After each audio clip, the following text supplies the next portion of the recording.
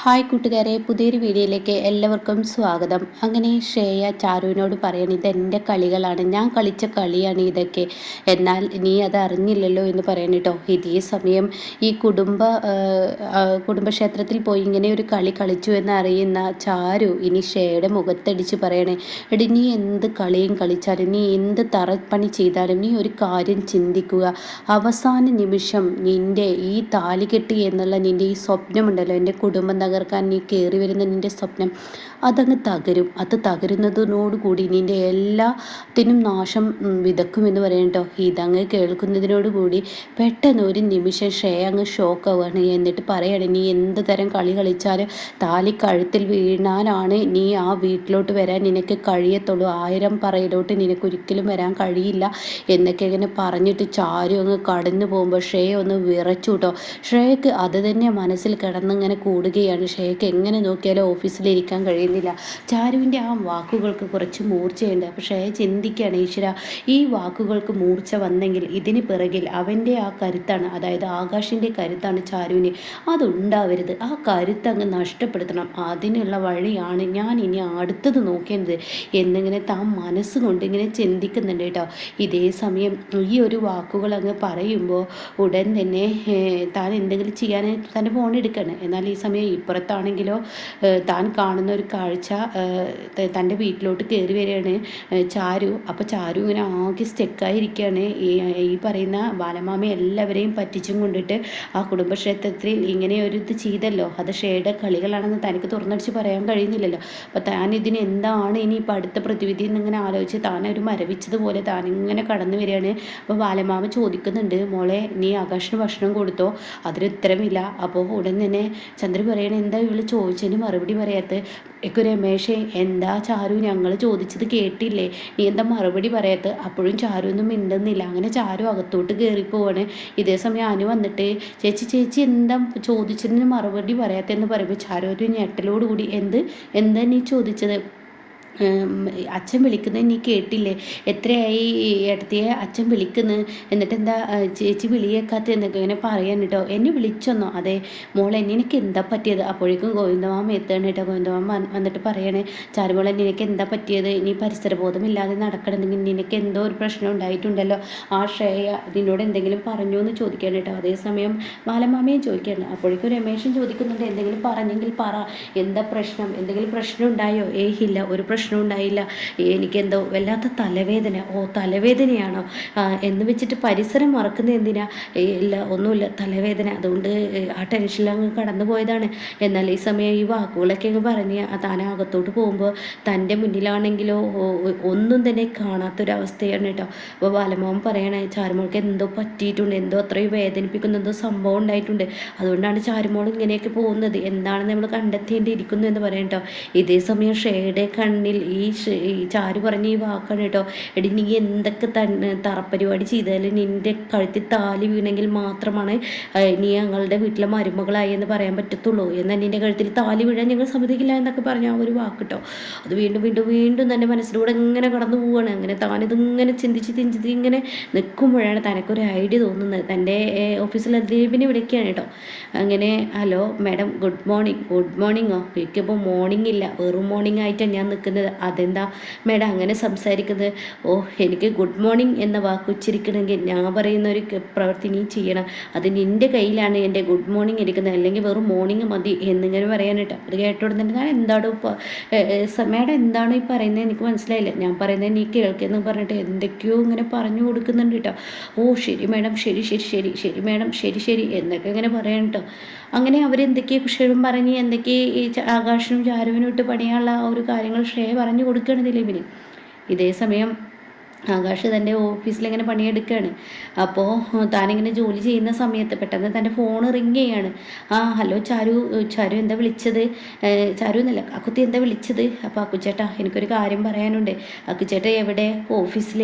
അപ്പോഴേക്കും ശ്രേയ കാണാം ഡോറ് തുറന്നിങ്ങനെ പതിയെ നോക്കുന്നു കേട്ടോ. ഇതേ സമയം പെട്ടെന്ന് അക്കുച്ചേട്ടൻ്റെ അടുത്ത് ആരെങ്കിലും ഉണ്ടോ? അക്കുച്ചേട്ടൻ ഒരു 10 നിമിഷത്തേക്ക് പുറത്തോട്ടെന്ന് ഇറങ്ങുമോ എന്ന് പറയുമ്പോൾ തൻ്റെ ഡോറ് പെട്ടെന്ന് അടക്കുക ശ്രേയ. ആകാശ് തന്നെ കാണരുതെന്ന് കരുതി വേണ്ടിയിട്ട്.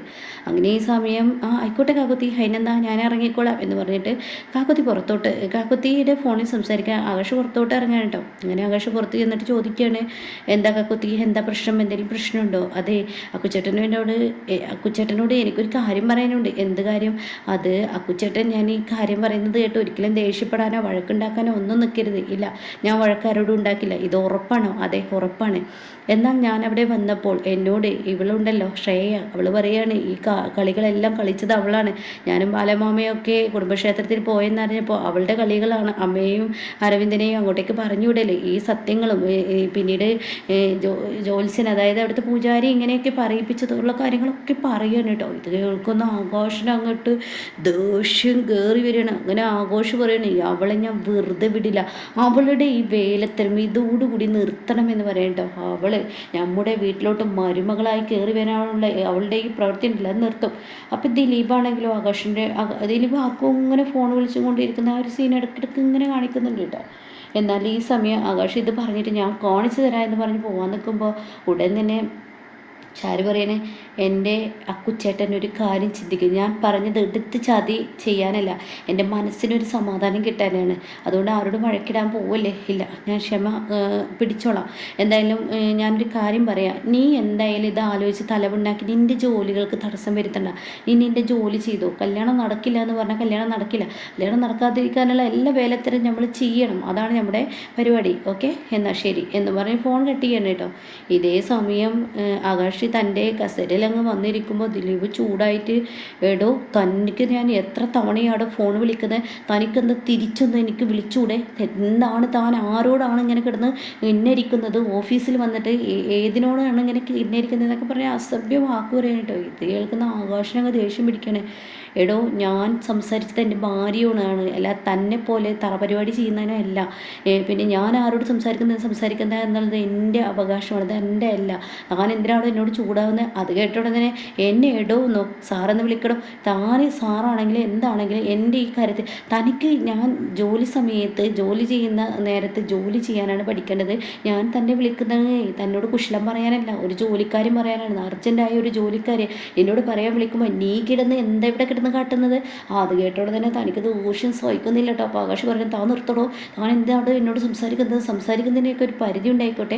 അപ്പോഴേക്കും ബാക്കിയുള്ളവർ സൗമ്യയും മറ്റുള്ളവരൊക്കെ പറയാണ്, ആകാശേ വെറുതെ പ്രശ്നം ഉണ്ടാക്കണ്ട, വിട്ടേക്ക് എന്ന് പറയണേ. അതിന് ഞാനല്ലല്ലോ പ്രശ്നം ഉണ്ടാക്കുന്നത്, ഇവനല്ല വന്നിട്ട് പ്രശ്നം ഉണ്ടാക്കണേ. ഇവൻ എന്നോട് ഇങ്ങനെയൊക്കെ ചോദ്യം ചെയ്യാൻ ആരാണ്? ജോലിക്ക് വന്നിട്ട് ജോലി ചെയ്യണം, അല്ലാതെ എൻ്റെ മേൽക്ക് മെക്കിട്ട് കയറാനും വെറുതെ ഓരോരുത്തർ പറയുന്നത് കേട്ട് പിന്നലെ നടക്കാനും നിൽക്കേണ്ടെന്ന് പറയും. അപ്പോഴേക്കും അവൻ പറയണേ, എടാ നീ ഇപ്പോൾ ഞങ്ങളോടൊക്കെ ഇങ്ങനെ കിടന്ന് സംസാരിക്കുന്നതിൻ്റെ കള്ളി ഞങ്ങൾക്ക് മനസ്സിലായി. കാരണം എന്താണെന്ന് വെച്ചാൽ നിൻ്റെ വീട്ടിലോട്ടാണല്ലോ ഇവിടുത്തെ ചീഫ് എഞ്ചിനീയർ മരുമകളായി വരുന്നത്. അപ്പോൾ നിൻ്റെ ഏട്ടത്തിയമ്മ എന്നുള്ള ആ ഒരു ഇത് വെച്ച് നിനക്ക് പരിഗണന തരുമായിരിക്കും. അതുകൊണ്ട് അപ്പോൾ ഇത് കേൾക്കുന്ന ചാരു ഉദ്ദേശിച്ച കാര്യത്തിലോട്ട് എത്തിയിട്ടോ. ചാരു ഡോർ തുറന്ന് പതുക്കെ ഇത് കേൾക്കണം. അവൻ നന്നായി പറയുന്നുണ്ട്, എന്തായാലും നന്നായി. അത് കേൾക്കുന്ന ആകാശം ദേഷ്യം പിടിക്കണം. അങ്ങനെ ഒരു ബഹുമാനമൊന്നും ഞാൻ അവർക്ക് കൊടുക്കുന്നില്ല, അവരെനിക്കും തരുന്നില്ല, എനിക്ക് അങ്ങനെ ഒരു ആവശ്യമില്ല. അവരെൻ്റെ വീട്ടിലോട്ട് മരുമകളാവോ ഇല്ലെന്നുള്ള പിന്നത്തെ കാര്യമാണ്, മരുമകളായതിനു ശേഷം പറഞ്ഞാൽ മതി. അല്ലടോ, തനിക്ക് ആദ്യമൊക്കെ ജോലിക്കാര്യത്തിൽ കുറച്ച് സ്ട്രിക്റ്റും കാര്യങ്ങളുണ്ട്. ഇപ്പോൾ താൻ ഇവിടെ ഒരു അലസമട്ടിലാണ് പണിയെടുക്കുന്നത്. അത് ഷേയ മാഡം തൻ്റെ വീട്ടിലോട്ട് മരുമകളായി വരുന്നത് എന്നുള്ള ആ ധൈര്യത്തിലാണ്, തന്നെ ഒന്നും ചെയ്യില്ല എന്നുള്ള ധൈര്യത്തിലാണ് എന്നൊക്കെ പറയണം കേട്ടോ. ഇത് കേൾക്കുന്ന ആകാശ് പറയണേ, ഇനി നീ കിടന്ന് ചില നിൻ്റെ നാക്ക് ഞാൻ പിഴുതെടുക്കും എന്ന് പറയണം കേട്ടോ. അപ്പോഴേക്കും ഷേയ ഓടിയെത്താണ്. ആരാണ്, എന്തിനാണ് പിഴുതെടുക്കുന്നത്? അതെ, നിങ്ങളുടെ വീട്ടിൽ ഏട്ടത്തിയമ്മയായി വന്നതിന് ശേഷം മതി ആകാശേ ഇവിടെ കിടന്ന് പുലമ്പല്. പിന്നെ ഏട്ടത്തിയമ്മയായാലും ജോലിക്കാര്യത്തിൽ ഏട്ടത്തിയമ്മയൊന്നുമില്ല, വീട്ടിൽ മാത്രമേ ഉള്ളൂ. അത് നീ ആലോചിക്കുന്ന നല്ലതാണ്. അപ്പോൾ ആകാശ് പറയണേ, മാഡം ഞാൻ ഇയാളാണ് ഇങ്ങനെ പറയുന്നത്, എന്താണെങ്കിലും നീ എന്തിനാ ജോലി സമയത്ത് ഫോണിൽ സംസാരിക്കുന്നത് എന്നൊക്കെ പറഞ്ഞാൽ ആകാശിനെ ശ്രേയ ഒരുപാട് വഴക്കേറിയാണ്. ഇതിലോ ആകാശിനങ്ങ് ദേഷ്യം സഹിക്കുന്നില്ല കേട്ടോ. അങ്ങനെ ആകാശ് ശ്രേയ തൻ്റെ റൂമിലോട്ട് അങ്ങ് കയറി ഉടൻ തന്നെ ആകാശ് പിറകെ പോവാണ്. അതെ, നീ കുറേ നേരമായി ഇതേനെയുള്ള നിൻ്റെ ഈ കളി അത് വേണ്ട. നീ ഒരു കളിക്ക് ഇറങ്ങുന്നുണ്ടെങ്കിൽ നേർക്ക് നിന്ന് കളിക്കുക. അല്ലാതെയും കണ്ടിട്ട് ഇതേനെ ഇങ്ങനെ കുത്തിത്തിരിപ്പുള്ള ആ കളിയുണ്ടല്ലോ, അതിൽ നിനക്കൊരു കാര്യമില്ല. നീ ഒരു കാര്യം ചിന്തിച്ചോ, പല വട്ടമായി ഞാൻ ക്ഷമിക്കുന്നു, ഒരുപാട് ക്രൂരതകൾ നീ എന്നോട് ചെയ്തു, നിന്നെ ഞാൻ സ്നേഹിച്ചു എന്ന ഒരു തെറ്റിൻ്റെ പേരിലും പിന്നീട് എനിക്കുണ്ടായ സാഹചര്യം മനസ്സിലാക്കി ഞാൻ നിന്നോട് സങ്കടങ്ങളൊക്കെ പറയുമ്പോഴും നീ എന്താ എന്നോട് ചെയ്തുകൊണ്ടിരിക്കുന്ന ഓരോ ദിവസവും ക്രൂരത. എന്നാൽ ഇനി നീ എന്നോട് ക്രൂരത ചെയ്യുകയാണെങ്കിൽ ഫോണിൽ ഞാൻ ഒളിപ്പിച്ചു വെച്ചിരിക്കുന്ന ആ രഹസ്യങ്ങളുണ്ടല്ലോ, അതായത് നീയും ഞാനും പങ്കുചേരുന്ന ആ ഒരു കാര്യങ്ങളുണ്ടല്ലോ, അതൊക്കെ ഞാൻ പബ്ലിക്കിന് മുന്നിൽ അങ്ങ് കൊണ്ടുവരുമെന്ന് പറയണം കേട്ടോ. ഇത് കേൾക്കുന്ന ശ്രേയ ആകെ നടുങ്ങിപ്പോവുകയാണ്. എനിക്ക് മുന്നും പിന്നും നോക്കാനില്ല, നീ എന്നെ മാത്രം ഇങ്ങനെ പിന്തുടരുകയാണെങ്കിൽ തീർച്ചയായും അതേ വഴി ഞാനും എടുക്കുമെന്ന് ശ്രേയയോട് പറയാൻ കേട്ടോ.